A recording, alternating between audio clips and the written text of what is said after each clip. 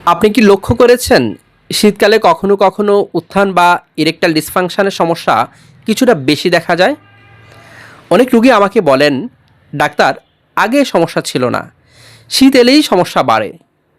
আজকের ভিডিওতে আমরা জানব কেন ঠান্ডা আবহাওয়ায় উত্থানজনিত সমস্যা বাড়তে পারে, কিভাবে বুঝবেন আপনার ঝুঁকি আছে কিনা এবং সমাধানে কি করবেন। শীতকালে রক্তনালীর সংকোচন বৃদ্ধি পায়। শীতকালে শরীর তাপ ধরে রাখতে রক্তনালী সংকুচিত করে, ফলে আপনার হাত পা এবং লিঙ্গে রক্ত প্রবাহ কমে যায়। উত্থান বজায় রাখতে রক্ত প্রবাহ খুব জরুরি, তাই শীতকালে উত্থান দুর্বল বা অসম্পূর্ণ হতে পারে। স্নায়বিক উত্তেজনা কমে যাওয়া, ঠান্ডায় স্নায়ু সিগন্যালের গতি কমে যায়। যৌন উত্তেজনার সিগন্যাল সঠিকভাবে লিঙ্গ পর্যন্ত পৌঁছায় না। এতে উত্তেজনা থাকতে পারে কিন্তু উত্থান ঠিকমতো নাও হতে পারে।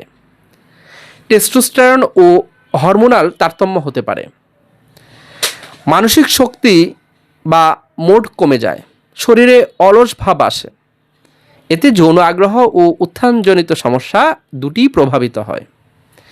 মানসিক স্বাস্থ্য, সিজনাল ডিপ্রেশন। শীতকালে অনেকের ক্ষেত্রে সূর্যালোক কম পাওয়া, সামাজিক কমিউনিকেশন কমে যাওয়া ইত্যাদি কারণে ডিপ্রেশন বা সিজনাল এফেক্টিভ ডিসঅর্ডার হতে পারে। মানসিক চাপ যৌন উত্তেজনার ক্ষেত্রে সবচেয়ে বড় শত্রু। এতে উত্থানজনিত সমস্যা বাড়ে। ঠান্ডাজনিত অসুখ ও ওষুধের প্রভাবে যৌন স্বাস্থ্যে প্রভাব ফেলতে পারে। সারসংক্ষেপ হলো, ঠান্ডায় রক্তনালী সংকুচিত হয়ে যায়, রক্ত প্রবাহ কমে যায়, উত্থানজনিত সমস্যা দেখা দেয়। ঠান্ডায় হরমোনাল বা মোড তারতম্য হতে পারে, যৌন ইচ্ছা কমে যায়, উত্থানজনিত সমস্যা দেখা দিতে পারে। এগুলো অনেক ক্ষেত্রে অস্থায়ী সমস্যা। তাপমাত্রা স্বাভাবিক হলে বা স্বাস্থ্য কন্ট্রোল হলে উন্নতি হয়ে যায়। সমাধান ও লাইফস্টাইল টিপস: প্রতিদিন 20 থেকে 30 মিনিট হাঁটুন, চাইলে ঘরেই হাঁটতে পারেন।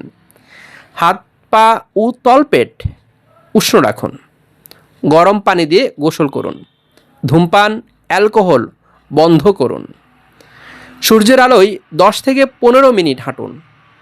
রক্তচাপ, ডায়াবেটিস নিয়ন্ত্রণে রাখুন।